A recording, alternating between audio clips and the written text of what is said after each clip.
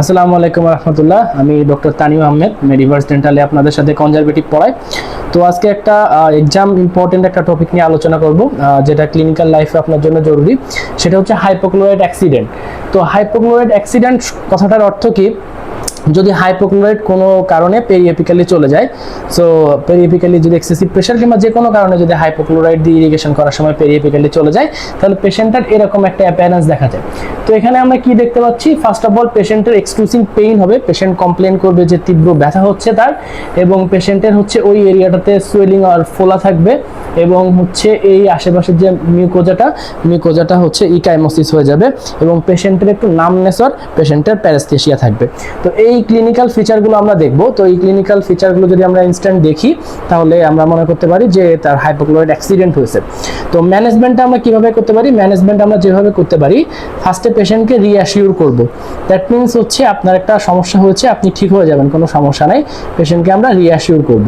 তো after that রিঅ্যাসিওরেন্স করার পরে আমরা যেহেতু ওই হচ্ছে সলিউশনটা পেরিএপিক্যালি চলে গেছে, সো আমরা বেশি করে ইরিগেশন দিয়ে ওইখানের কনসেন্ট্রেশনটা কমানোর চেষ্টা করব। তো আমরা ইরিগেশনটা করব 15 মিনিট দিয়ে, নর্মাল স্যালাইন দিয়ে আমরা করতে পারি, কিংবা লোকাল অ্যানেস্থেটিক সলিউশন যেটা আমরা ইউজ করি সেটা দিয়ে করতে পারি, দুইভাবে করতে পারি। তো 15 মিনিট ধরে আমরা ইরিগেশন করার পরে কি করব, পেশেন্টের ওই ভিজিটে একটা ইন্ট্রাক্যানাল মেডিকামেন্ট আমরা দিয়ে দিব। ইন্ট্রাক্যানাল মেডিকামেন্ট হিসাবে এখানে আমরা ক্যালসিয়াম দিই, ক্যালসিয়াম হাইড্রোক্সাইড। দেওয়ার পরে পেশেন্টের এখানে একটা ভালো সিল মেনটেন করতে হবে।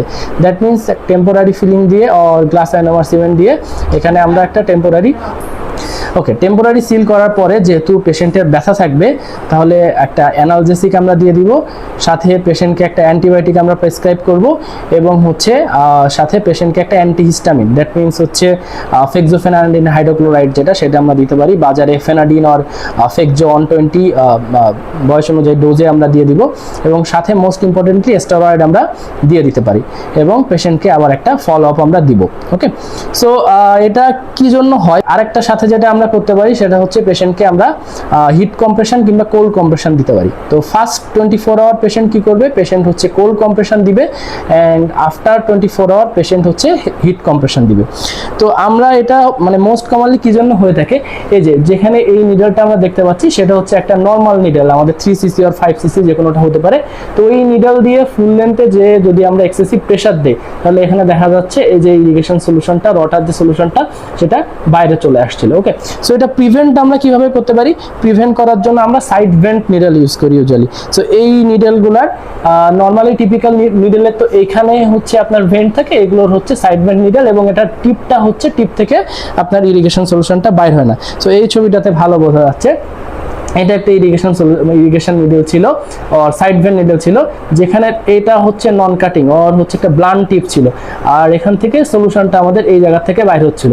সো এই দুইটা খেয়াল করলে আমরা বুঝতে পারবো এই ধরনের ইরিগেশন নিডল যদি আমরা ইউজ করি, তাহলে আমাদের অ্যাক্সিডেন্টটা হওয়ার পসিবিলিটি খুব কম।